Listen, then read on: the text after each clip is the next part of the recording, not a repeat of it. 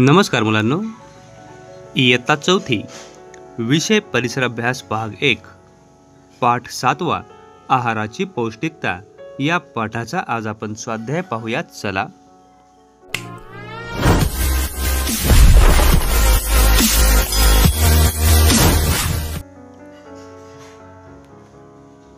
प्रश्न आहे, काय करावे बरे?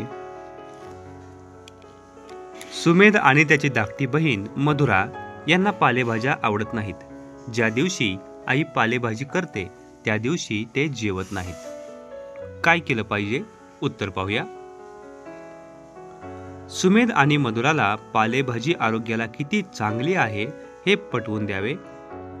पालेभाजी खाण्याने आपल्या रक्ताची वाढ होते, आपले पोट साफ राहते, आपल्याला पौष्टिक अन्नपदार्थ मिळतात याची माहिती द्यावी, म्हणजे ते पालेभाजी खाऊ लागतील. त्याचप्रमाणे त्यांच्या आईने त्यांना पालेभाजी घालून पराठे करून दिल्यास पालेभाजी आपोआप त्यांच्या पोटात जाईल. पुढील प्रश्न पाहूया. जरा डोके चालवा. आकडा 1 आहे. नुसती ज्वारीची भाकरी किंवा बाजरीची भाकरी यापेक्षा भाजणीचे थालीपीठ पौष्टिक का असते? उत्तर पहा. भाजणीच्या थालीपीठात काही धान्ये व डाळी यांचे खरपूस भाजून मिश्रण केलेले असते. काही मसाल्याचे पदार्थही असतात. नुसत्या ज्वारीची किंवा बाजरीची भाकरी खाण्यापेक्षा निरनिराळी धान्ये व डाळींच्या मिश्र पिठाचे थालीपीठ अन्नगुणांनी भरपूर व पौष्टिक असते.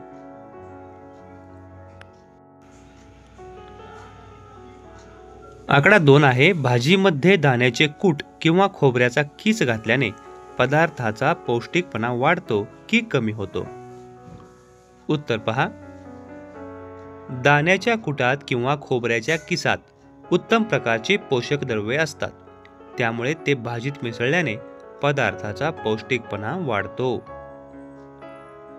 आकडा 3 आहे. वरण भातावर लिंबू कशासाठी पिळतात? उत्तर आहे. लिंबाने जेवणात रुची येते, शिवाय लिंबू रसात जीवनसत्व क हे पौष्टिक द्रव्य आहे, म्हणून वरण भातावर लिंबू पिळतात. आकडा 4 आहे. शेतात पिकणाऱ्या कोणत्या पिकात साखर जास्त प्रमाणात असते? उत्तर. ऊसाच्या पिकात साखर जास्त प्रमाणात असते. पुढील प्रश्न. यादी करा. जी फळे आपण सालासकट खाऊ शकत नाही अशा फळांची यादी करा. उत्तर पहा. आंबा, पपई, डाळिंब, केळी, अननस. आणखी काही फळे आहेत, ती तुम्ही यादीमध्ये वाढवायची आहेत. आपण पुढील प्रश्नाकडे जाऊया. रिकाम्या जागी योग्य शब्द भरा. आकडा 1. फळांमध्ये टिंबटिंब असल्याने फळे गोड लागतात. उत्तर आहे साखर. आकडा 2. तांदूळ, गहू, ज्वारी, बाजरी हे आपले टिंबटिंब अन्न पदार्थ आहेत. उत्तर आहे प्रमुख. आकडा 3. जिभेवरच्या छोट्या छोट्या उंचवट्यांना टिंबटिंब म्हणतात. उत्तर आहे रुचिकलिका. पुढील प्रश्न पाहूया. कारणे सांगा. आकडा 1. अन्न पदार्थ शिजवताना थोडी काळजी घ्यायला हवी. याचं कारण काय आहे आपण पाहूया. अन्न पदार्थ शिजवताना त्यातले पोषक घटक नष्ट होऊ शकतात. जास्त वेळ शिजवल्याने अन्नगुण कमी होतात, म्हणून असे होऊ नये याकरिता अन्न पदार्थ शिजवताना थोडी काळजी घ्यायला हवी. आकडा 2. शरीर धडधाकट हवे. याचं उत्तर पाहूया. आपल्या शरीराची सर्व कामे व्यवस्थित चालायला हवी असतील तर आपले शरीर धडधाकट असले पाहिजे. तसे नसल्यास आजारपण येते, काम करायची ताकद राहत नाही. पुढील प्रश्न पाहूया.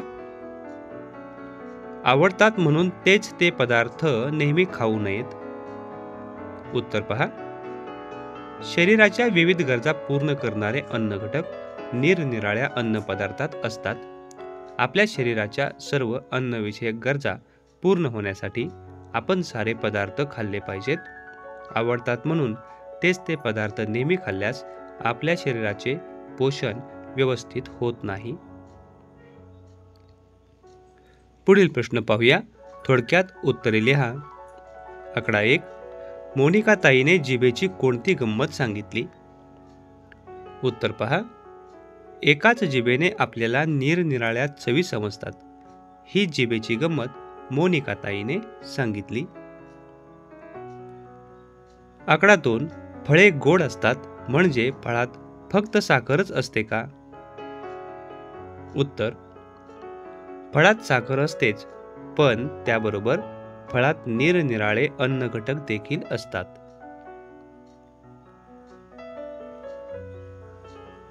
आकडा 3. आंबट घटक असणारे अन्न पदार्थ कोणते? उत्तर पहा. लिंबू, चिंच, टोमॅटो अशा अन्न पदार्थात आंबट घटक असतात. पुढील प्रश्न जोड्या लावा. अ गट, ब गट. अ गटामध्ये पहा दूध, तीळ, ज्वारी आणि चिक्कू. ब गटामध्ये साखर, पीठ, तेल आणि लोणी. आता आपण जोड्या लावूया. जे बरोबर उत्तर आहे ते आपण समोर लिहूया. दूध, लोणी, तीळ, तेल, ज्वारी, पीठ, चिक्कू, साखर. तर मुलांनो, या ठिकाणी स्वाध्याय संपलेला आहे. स्वाध्याय नक्कीच तुम्हाला समजला असेल. व्हिडिओ आवडला असेल तर नक्कीच लाईक करा. माझा चॅनल सबस्क्राईब करा. आपण पुढील व्हिडिओमध्ये भेटूया. तोपर्यंत धन्यवाद.